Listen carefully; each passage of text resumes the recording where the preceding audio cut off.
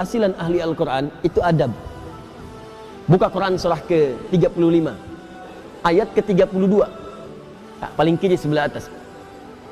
Thumma awrathnal kitaba alladhina istafaina min ibadina.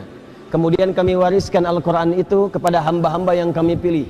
Awas, ada yang rajin baca, one day one juz, one day one ayah, again, one day one surah, dan seterusnya. Ada yang rajin menelaah, buka tafsir ini, tafsir itu. Ada yang rajin menghafalkan, ya, Masya Allah. Tapi maaf, apakah semua orang itu dianggap benar oleh Allah ketika berinteraksi dengan Al-Quran? Tidak. Ada 3 golongan. Faminhum zalimun li nafsi. Ada orang yang senang dengan Al-Quran tapi zalim orangnya. Rajin baca dia, rajin, tapi zalim.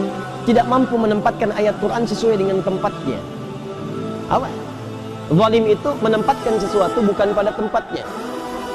Ini penghapus, buat menghapus tulisan di papan tulis.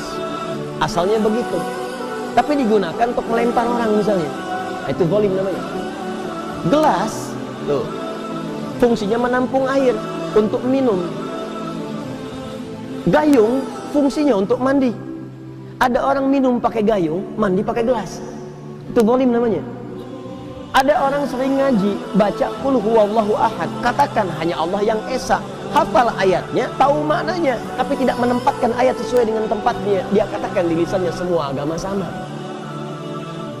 Dibin, celaka orang-orang yang dusta, hafal ayatnya, sering baca, tahu artinya, tapi dia berdusta. Itu zalim namanya. Jadi ayat-ayat itu tidak dipraktikkan dalam perilaku hidup, adab tidak ada. Wa minhum muqtasid, ada golongan kedua, meninggalkan sifat yang pertama, naik tingkat, tapi belum ada nilai kebaikan pada dirinya, hanya untuk dirinya saja. Muqtasid itu paket hemat. Jadi ahli Quran, kalau perilakunya nampak kegiatan sehari-hari, sering mojok di masjid misalnya, atau dekat tiang-tiang nyandar, baca ngulang-ngulang hafalan. Tapi kalau diminta, Mas bisa ngimamin, yang lain saja. Itu paket hemat kata Quran. Hemat untuk dirinya, belum bisa diberikan pada yang lain. Yang ketiga, wa minhum sabiqun bil khairati biidznillah. Ada ahli Quran, kesuksesan interaksinya dengan Al-Quran dibuktikan dengan menampakkan perilaku baik dalam kehidupan. Sabiqun bil khairat, kalau bisa nomor 1 dia mengerjakan kebaikan.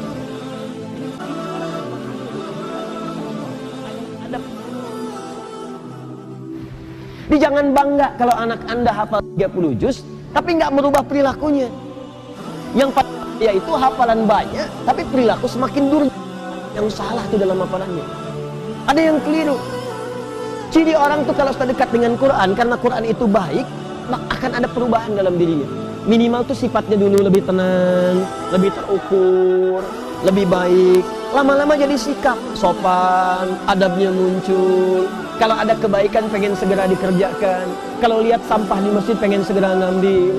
Kalau lihat ini belum nyala pengen segera nyalakan. Kalau lihat saf kosong pengen ngejar safnya. Itu dorongan kebaikannya cepat sekali.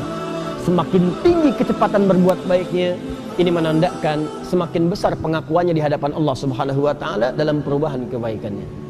Jelas sampai sini?